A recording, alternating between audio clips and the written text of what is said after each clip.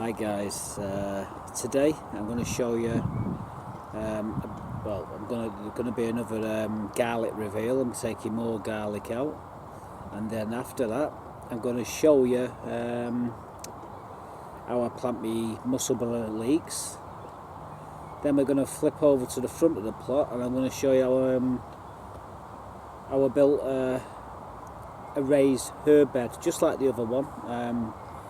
In previous videos I've built an identical one, and I'll show you how I do that, and I'll show you how a cool way to line it as well.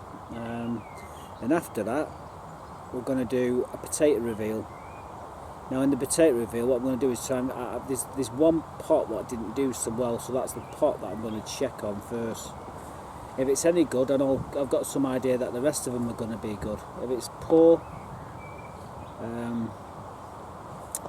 well then we'll just leave them in a bit longer. But the thing is, I'm looking for about £3 or something like that first earlies. So yeah, that's what we're going to be doing. So first things first, guys, let's go and show you these this garlic that I lifted up. So let's get over to the back of the plot and I'll show you the garlic. Well guys, there you go. They're stacked up like a pyramid. These are my garlic. It's solid all the way through. There's two different varieties of garlic in here. I didn't do so many of the Casablanca. Or is it not the... No, it's the Casablanca what I've done a load of. It's these red ones, but I can't remember what the names are. But I will post it up while I'm talking. But yeah, this is my second lot of garlic, and I've just took it out of this area here. I've got another load of garlic over there, and I've got another load of garlic up here yet to come out. We took this out last week, so everything's doing really well. I'm really chuffed I've managed to get it out now. I've got space to put all my leeks and what have you in. The leeks are like a foot tall now, so I need to get them in, and I'll show you. Well, it won't be now, it'll be tomorrow, because the time now is approaching quarter to 9 actually in the evening, so I'll probably do it tomorrow morning, show you how I put my leeks in and what have you, and how I separate them. So I'm going to get the rake and the hoe and give it a quick tilling, and we're back tomorrow to get the other stuff and get all my other plants on the go.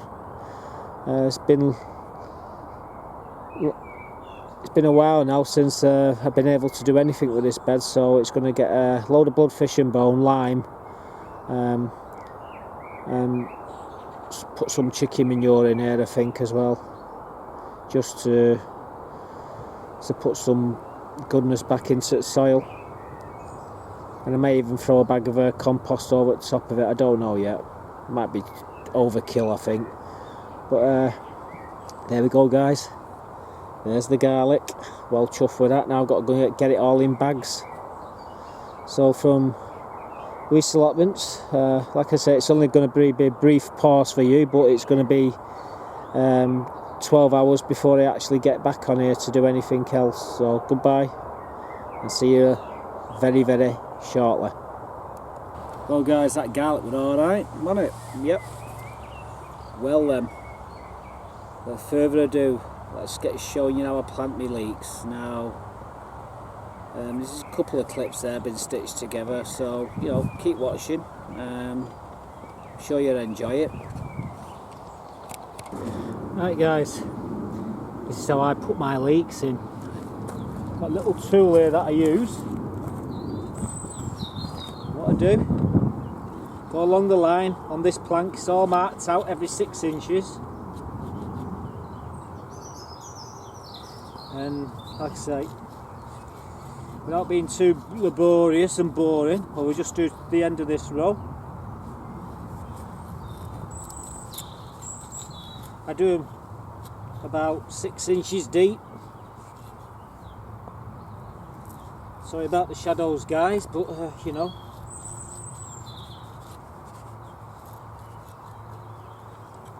That's the end I'm using there, by the way. So it's blunt.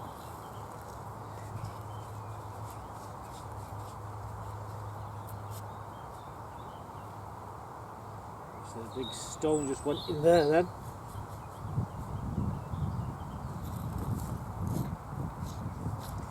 one more to do, guys. Actually, I'm going to do about as many as I can, really, because I do like my leeks.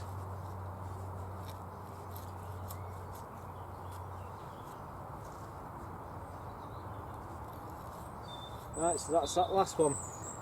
Now then, there are my leeks, and we're going to start splitting them in a bit, so I'll get straight back to you. And show you what I do. I need a watering can as well. I've got to water these in a bit, so keep watching, guys, it won't be long. Right, guys, I've just tipped my leeks out of the bucket what there was in. The soil is lovely and loose, so all I have to do now is grab hold of a leek. Oh dear.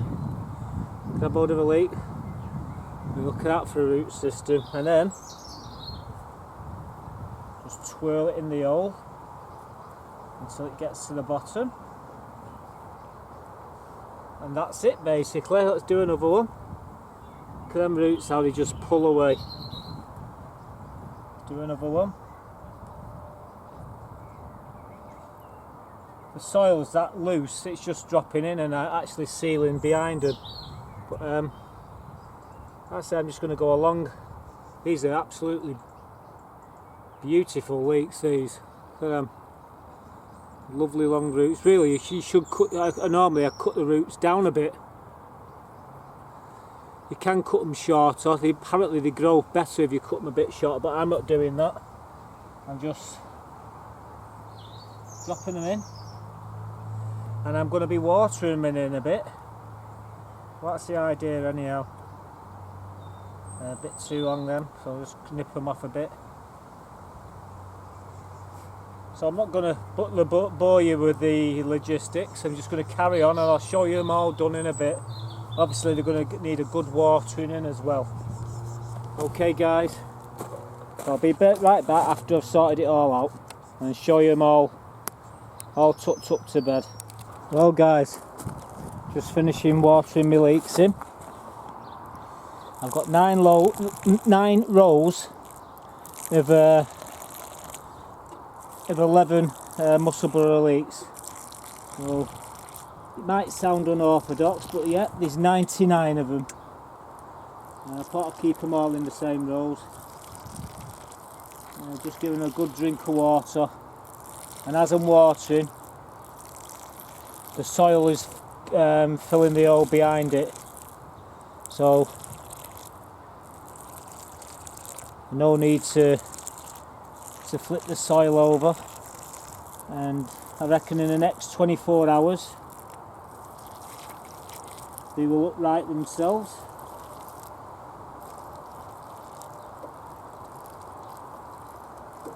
And in about 4 months' time we'll have some decent leeks. So there we go guys, my leeks done and dusted for this year. We'll come back to them on the harvest time and see what we've got.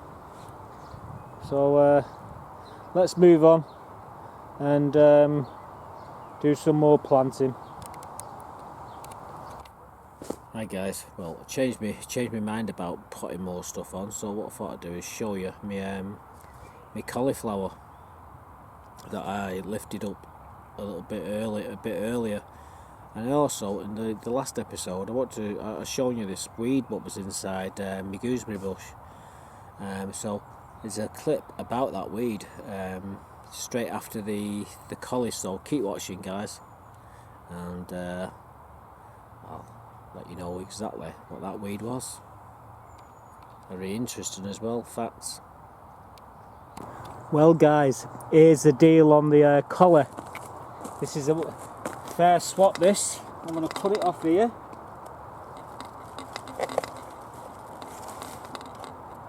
Cut through it. And now we're going to have a look, see what we got here on the collar. Oh, that looks lovely. So what we're going to do, chickens get the leaves, and I get that guys, look at that, absolute belter. Think it's a fair deal, don't you? chickens get the leaves and I get the collar. All I've got to do now is separate it. So I'll use these bit dodgy how I'm doing this.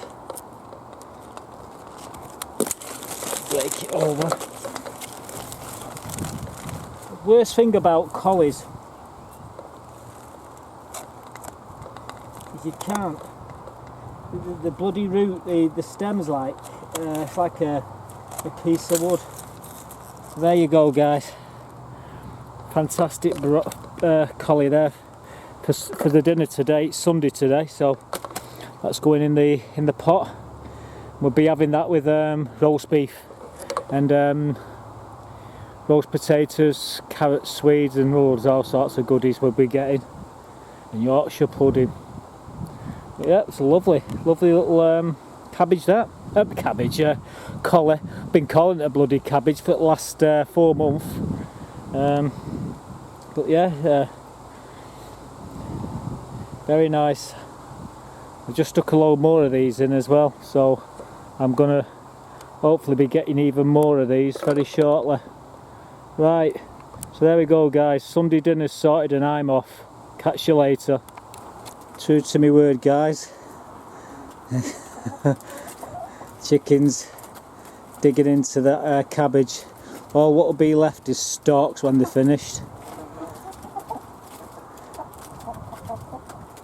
Yeah, there's a few slugs in there as well that they keep finding. When they find a slug, they run off.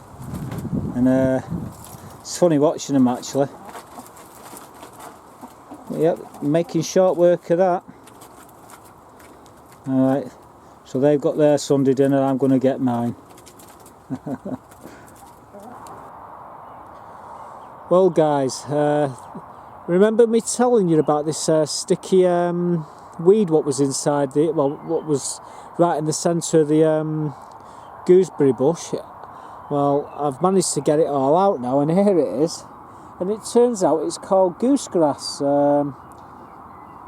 Funny thing is, it belongs to it belongs to the coffee family, and basically you can actually boil this up and it's caffeine free. And I got all this information off I think it was Daniel Beaumont. I think that's how you pronounce it, Daniel. If I'm wrong, sorry mate. Yeah, and I can tell you now, guys, without them gloves, in fact, well, I actually was, I'm being cut to ribbons, believe it or not. And then I realised I had these gloves in the shed. Now these are from my welding days. I must have about 20 of these gloves here. I mean, they are the dog's gingangs. You grab hold of them spines there and you can't feel a thing. But yeah, I managed to get 90% of it out of the bush, and it's all there. So Daniel, if you want to drink a coffee anytime, I'll get the kettle on, but I'll be drinking tea. Look at it, absolute horrible stuff, sticks to everything. Unbelievable. Anyhow, that's what this was, guys. Goosegrass. Hi guys, well today we're going to make another one of these raised beds, and show you what I'm doing. Just come over there. I've got a few scraps of wood here, and what I'm going to be doing is getting these battens. Move that drill out of the way. What I do is I pre-drill all the holes first. So I'm winging this here at the moment because I've got a camera in my hand. This is a cool little piece of gear. Got a couple of these. Make short work of cutting. Obviously I've got a drill to countersink the holes, and I've got a screwy gun, same thing, to actually put these screws in. So all I'm going to be doing really to start off with is I'm going to tie them all together, these three pieces of scaffolding board. I'm making 4 of these shapes, And well, obviously I'm going to show you exactly what we're doing when I come back, but like I said, I can't work the camera and do the drilling and what have you. I'm not that clever, and they haven't brought me stand to do it, so I'm going to get stuck into it. Like I said, I'm going to make 3 of these squares. All I'm doing is a couple of battens here, just to hold the planks together. Then I'll be, I mean, this is just like the basic, just to hold them together. There's going to be screws through the sides and screws through the top. There's going to be screws everywhere. I'll be using these type of screws to start off with. I've got some 70 and 100 milli screws which go straight away through the sides. Oh, I'll show you that when I'm doing it, but at the moment I'm just going to screw these together. So you're right back, folks. Won't be long and you'll see what I'm talking about. Right guys, as you see, these battens are on the inside, so these were not going to be seen. So all I'm doing, coming along, screwing them all down like this. Makes it look easy, doesn't it? Well, it is easy. Put another one in there. So there we go, guys. Basically, take that off there, take that off there, lift it up, and there's your first board. There's your first side done. Now what I do is I make them in four kits, well, 4 sides. That way it's easier to put them together. I say you don't want to be faffing about trying to build a square and then build another square and another square. You're best off building the sides first. So it's 3i scaffolding planks eye.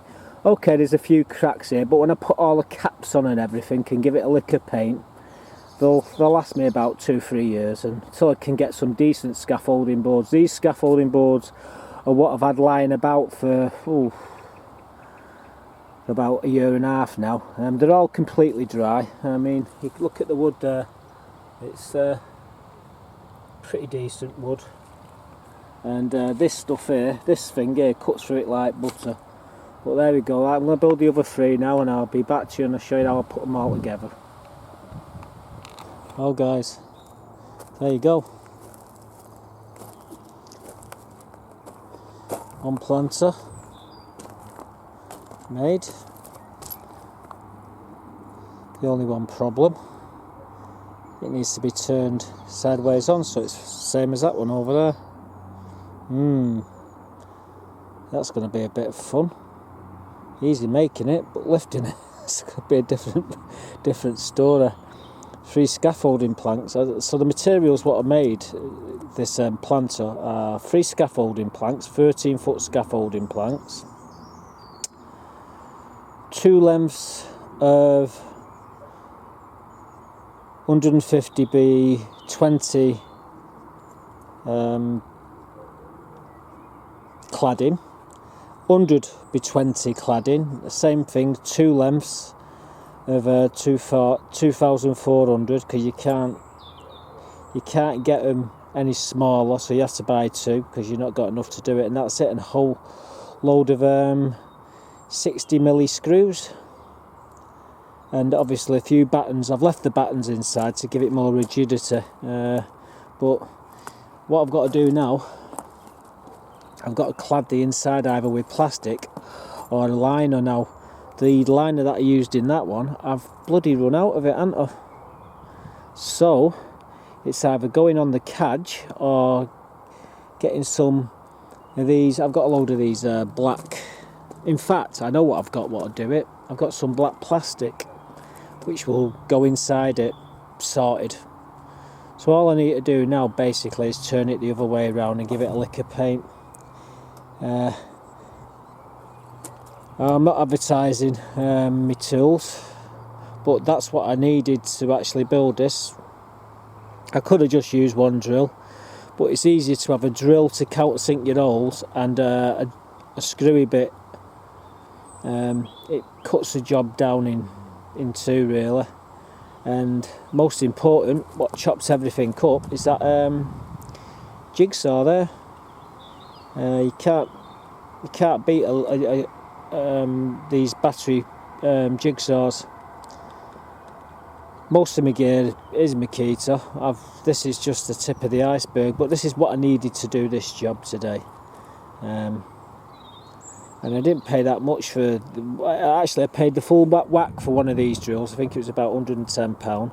And believe it or not, on the car boot sale, I bought the other one for £30. Don't make no sense really. And they were absolutely perfect. They're identical, nothing wrong with them, brand spanking new. However, the jigsaw's a different kettle of fish. You can pick them up now for about 80 to 100 quid, but at the time it was nearly 300 quid that with the batteries. And I've got two of them because I couldn't. That particular one there, I couldn't find it, and I looked everywhere where I would have put it. I put it safe anyhow. Believe it or not, I went out and bought another one identical, and I thought, well, I better put this one somewhere where I'm going to find it. So as I put it where I was going to find it, I put it underneath the kitchen unit, and bugger me, there was the other one. So I've got two of these. But they are handy tools to have. So all I need now, basically, and what else did I use? Like I say, there's a square tape measure, pen, or barrel, whatever you like to call it, and that's 100 milli screws and 60 milli screws. The 100 milli screws go in straight away through and hold the wood from sideways on, and I've just used a load of scrap wood inside to hold it all together. I've allowed for expansion as well, these gaps, so don't think these big gaps, it's a big botch up job. If you look here, you can see gaps in the side. Now this wood is bone dry, and what will happen in the winter, it swells right up, and them gaps will disappear completely. That is how it's designed. So no sending your message, you go, oh, you got big gaps there, Mark. There's a reason for that, and it's the expansion, and I'm sticking with that, and I don't care what anyone else says. No, it's definitely for the expansion. So there you go, guys. It took me an hour and a half. I might take these straps off here and just when I give it a lick of paint, but I've got to clad it yet with plastic, so there's still a bit to do yet. But yeah, the gaps are definitely there for a reason, and that's for expansion, because the wood is very, very dry. And like I say, as soon as it gets wet, wood expands and it contracts. It breathes basically. Even though it's chopped up, it still breathes, and it swells right up. So there we go, guys. All I've got to do now is turn that so it's facing the same way as that one's facing. Got to have it right. The Aspergus in me. I have to get someone to turn it round with us. Might take 4 of us to turn this bloody thing round. It's so heavy. It's so heavy. I mean, when I was building this shed here, there's 8 scaffolding planks in the roof of this. You get the female scaffolding planks, and it took 6 men to lift the roof onto this. No mean feat, I tell you. And these are big strapping lads who lifted this up on here, and it weighed a bloody ton. He said, why didn't you just make it in strips? I said, no, it's no point in making it in strips. You always if you're going to make something, you make it in sections. That way you can take them, flat pack them down, and you can move them. This shed, I can flat pack it and I can take it away and put it somewhere else. It's designed for that purpose, and so's this. So's that frame there. Greenhouse is the same. Everything you see on my plot is can be flat packed and moved, and that's that's about it really, folks. So there's the plants are done. You'll probably see it all painted up in a bit. I'll put another little clip showing you it painted up, and then we're on to the potato reveal, I would imagine, because now I can put the horse manure in there and I can start emptying these buckets into this to fill this thing up. That's the idea. So I have to build this first before I can do the reveal. Right, gonna put the liner in and give it a lick of paint. I'll show you the end result when it's all done. I'm sure you'll like it. Well guys, all it needs now is a lick of paint. I had a brainwave when I was looking for some plastic.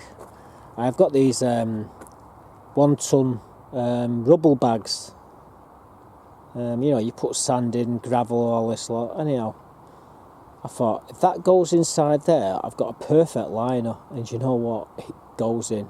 It's a bit tight, but it's perfect. Absolute spot on.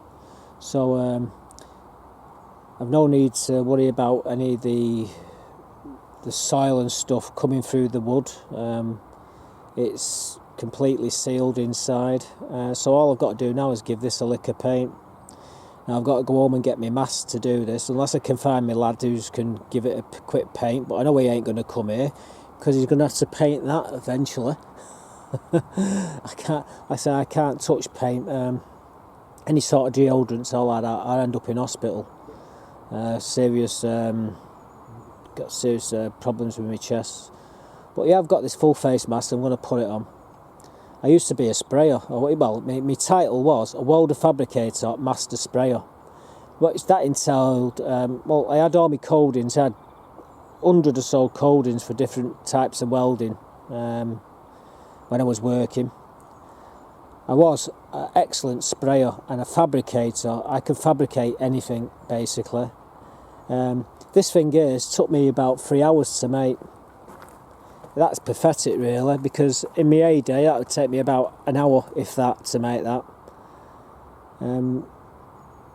But the most of the times it's been looking for scraps of bloody wood to actually do the job, without making it look a mess. So, you know, I've had to try and match pieces of wood here, there and everywhere, but once it gets a lick of paint, I mean, it's going to be perfect.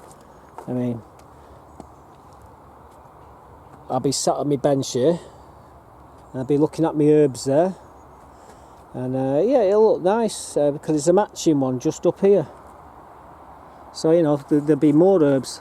Now, I did say I was going to make 4 of these herb beds, but as you can see, I've put this cold frame here to harden all my plants off, and you know, so I can't really do 4 unless I move this. But I think this is going to stay here, this one, unless I have another brainwave and can find somewhere for it. But, you know, for the time being, it stays here.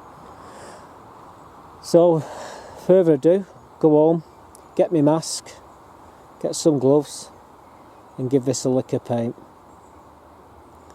Then fill it full of horse manure. Then a load of topsoil. And then sit back and watch all the herbs, the new herbs that I'm going to be putting in. So, see you in a bit, guys. Well, guys, there it is. Lick of paint. Got the liner inside it, which is a pretty good idea from me.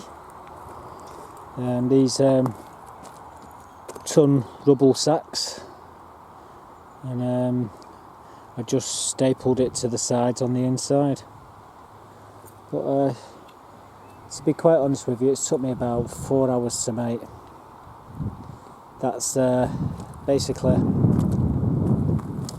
the actual box itself. Then looking for the liner and then giving it a paint, so a total of about 4 hours. So there we go, guys. Now all I've got to do is fill it full of horse manure, compost and anything else I can get my hands on. I'm just going to pile it in there, and well, get my herbs in it. I've got to think about another 9 varieties to go in there, so it should look nice. When I painted this, also give these a bit of a touch up around the frames, and on the other one up there that needed a bit of a touch up. The next thing to do is this needs a bit of a touch up as well, so, you know, I've got my hands full for the next day or two. I get it all touched up, might even, I don't know yet, but I might even paint around the outsides of these beds. Not about the inside, but I might paint the outside. It gives it that little bit of a pop, you know what I mean? It makes it nicer. So yeah, that's what I'm going to do. And then we'll get on with the potato reveal once I've filled this thing up. Because what the intent to do is put some of them potato buckets of compost into there. So I'm going to fill it up to about 2/3 of horse manure and chicken manure, and then put a load of compost in from the potato buckets. Well, that's what I intend to do anyhow. So watch your space, guys. Well, guys, in goes the horse manure. I'm just put about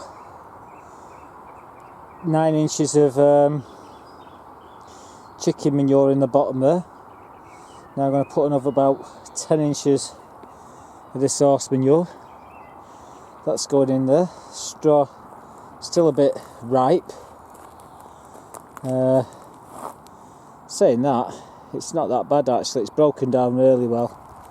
And I'm going to stick about 8 inches of soil on top of that to 10 inches, and I'm going to be doing a pogo up and down on it as well to flatten it down even more. I want to get it as dense as I can, tight as I can. That way when it rots down it's not going to drop too much. Well, that's the idea anyhow. I've only got about 3 more of them to go, and then I think we'll be right. Right guys, there you go. Job's a good one. All full to the top. It's about 10 inches of topsoil there. Compost, I had a big tub of it, and well, obviously just in the tub. But yeah, plus I just put a bag of compost, or half a bag of compost in to cap it off. I've got some Johniness there. I'm going to put that in probably when it drops down about 1 inch. I'm going to put that in, and that'll be it, all done. And I can put the rest of my herbs in. I'll show you my herbs later on in this update. If not, it'll be the next update. So there we go, all done. Right guys, I think you got it on there. Yeah, in the shot. Let's start cutting all this off. That bloody bag. Start cutting some of these off.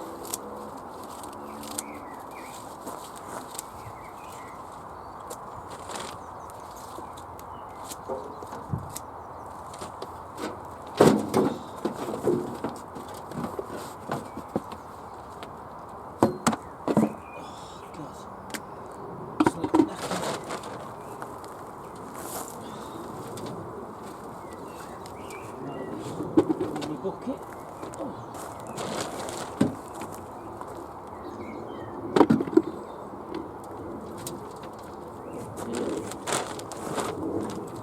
This ain't very good, guys. You can tell just by the weight of it.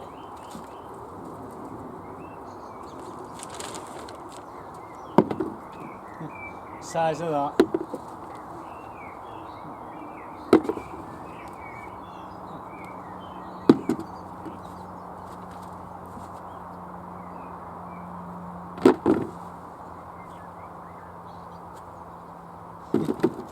That's a seed potato that never actually did anything.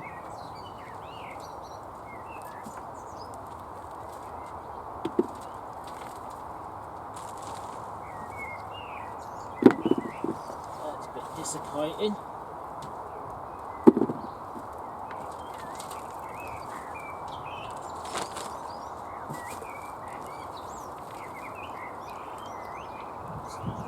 These potatoes, I bet I could use them potatoes again.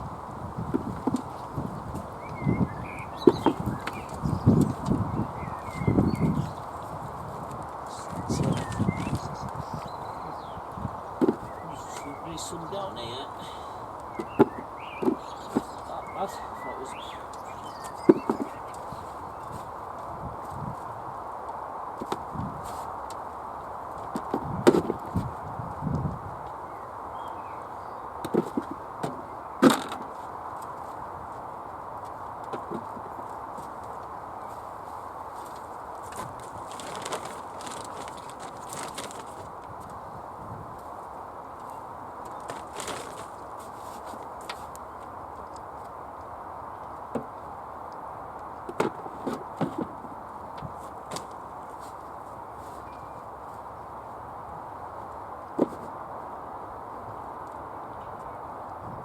small potatoes.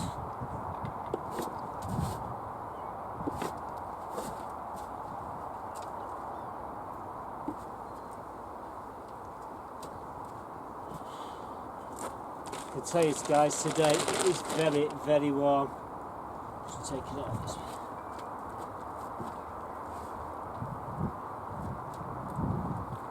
These leaves, bloody hell.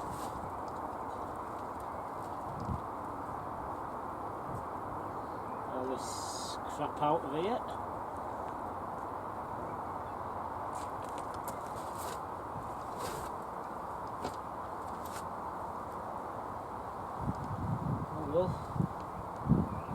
Bits out.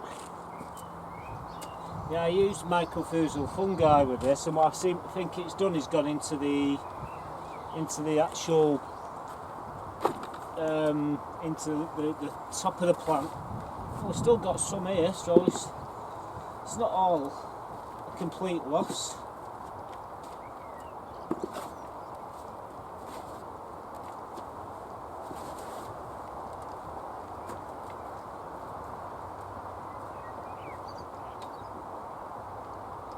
Plenty of good root system here. I'm pulling absolutely tons of the stuff. So I would say it's work. It could have been left in a bit longer, but I can't leave it much longer because I need to start getting my tomatoes into my greenhouse now. It's been a long wait to get them in. I think that's it, folks. I think we've got it all out.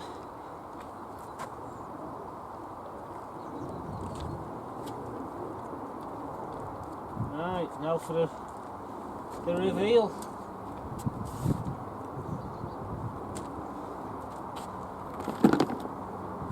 Right, that's what we've got.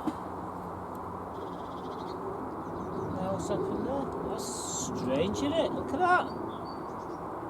I don't know if you can see that. Weird.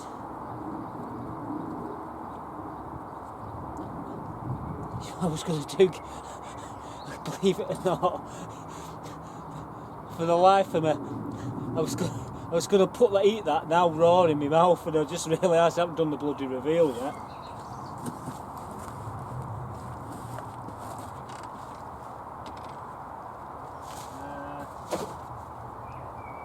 The bag, fellas.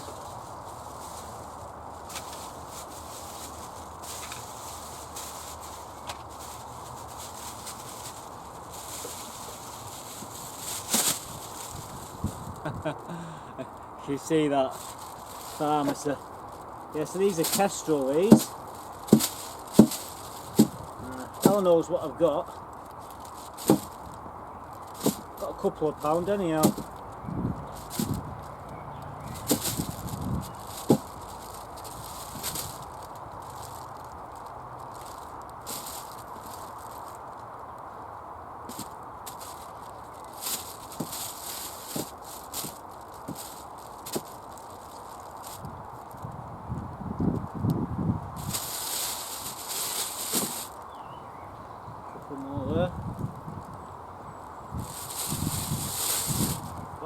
Last dig, you never know.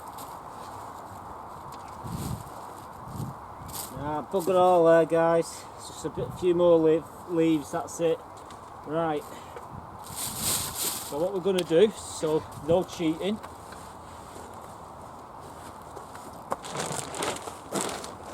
We're not going to take his eyes off this bag. Bag's coming over here. And what we're going to do, we're going to aim up to there. I don't know if you can see that, so hang on guys. I'm coming across. I'm going to set it to pounds. Right, set to pounds.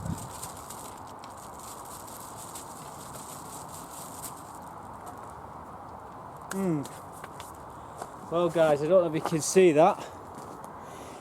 From here it says 4.85 pound. I'll see if I can just scan in a bit to work this bloody tripod, it's horrible. There you go. Sort of adjust it up a bit. Oh, I'll tell you what, I'll bring the camera to the... hang on. I don't know if you can see that, guys. Is it focusing in? £4.85, so it's just under £5 for a first early, so it's not that bad. I can live with that. Right, but a bit disappointed really. I was expecting at least £6–7 for the first lot, but you notice the cool hanging bracket on my shed where I can hang my scales. Right then, that's it. There's the first reveal, guys. £4.85. It could have been £5 and made me feel a bit better, but no, that's what it is. So all that's left me to do now is clear this barrow, and I'm going to pull a few more out, a few more bags out, and take them home for tea. But that's the first one, that, so there you go. £4.85. I don't know, better than a kick in the teeth, I suppose. And them ones there are, I just had the label. What have I done with the bloody label? Oh God, let's chuck the label down here. It was put in on the 13th of the 3rd 2015, and they are Kestrel. That's what they are, Kestrel. Right, so that's it, guys. Hope you like the update. We'll pop over to the middle greenhouse and round things up in a bit. Alright, see you in a bit. Well, guys, there's plenty going on there in this video. I'm not doing the walk round today because that just take too long. I had another 20 minutes to the bloody video, so and I did a lot of different clips there. There was a lot of clips, a lot of content to get through today. I've got so much going on, and I've still got absolutely tons of stuff to do here, guys. The difficult part is filming it and to try to do it as well. Like I say, I took the garlic out, put some leeks in. There's videos there of them. Did a reveal on my collie, what I took out. That's a donkey of a collie. That's a really big collie. That cabbage. What else did we do? We put to bed that bloody weed what was growing in my gooseberry bush. Thanks to Daniel for that. And then, yeah, as I promised in the last video, I was going to be building a new herb bed because I've got another 9 herbs to go in. So that's about 18 different varieties of herbs. I've not put the herbs in yet. We'll be doing that in next week's video, along with the walk around, obviously. I'm not doing that this week because it's just too much to get through. So there's a video of the herb bed being made. Say it's a bit of knit one, purl one with that video, I could say, but I managed to get a few clips together to show you what basically how simple it is. Like I say, in the measurements for the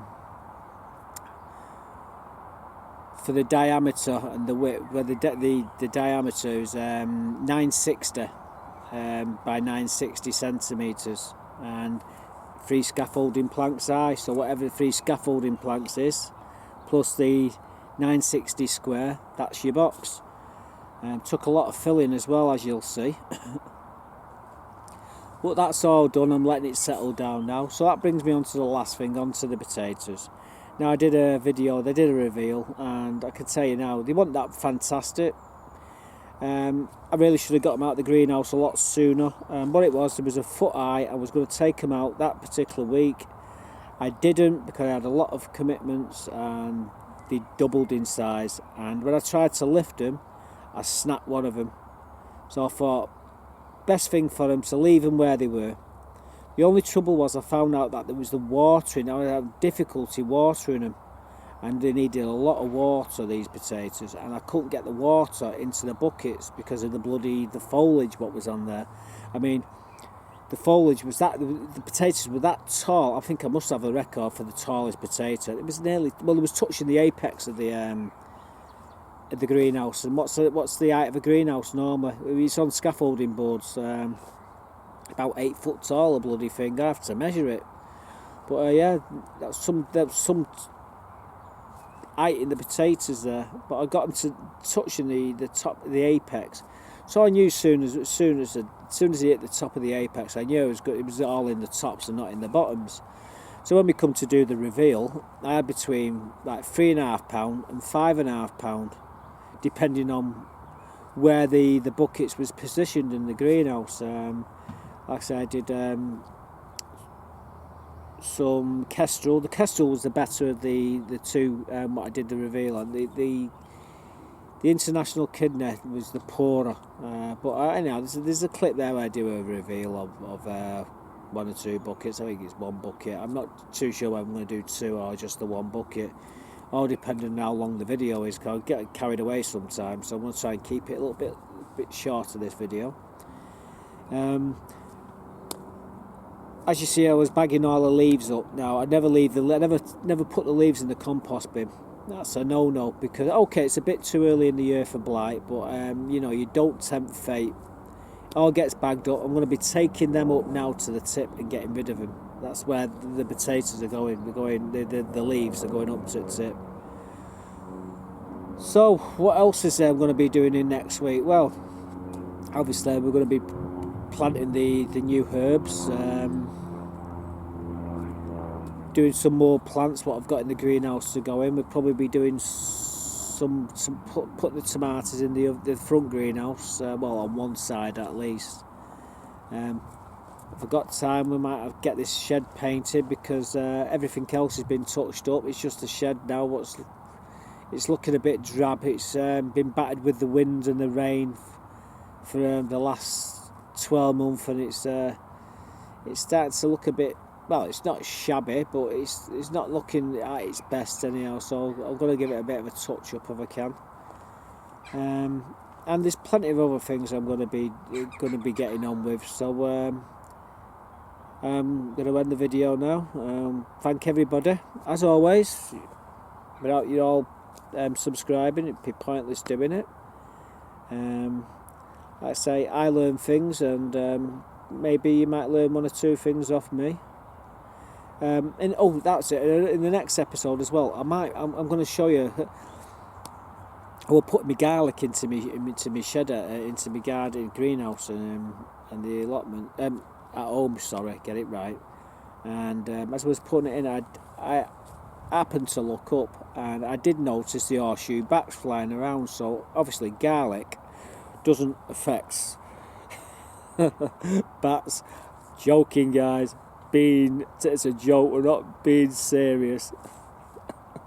But yeah, I was trying to show you a quick little clip of the bats flying around. Incredible. Yeah, endangered species, and guess where they're roosting? In my bloody loft. I don't know.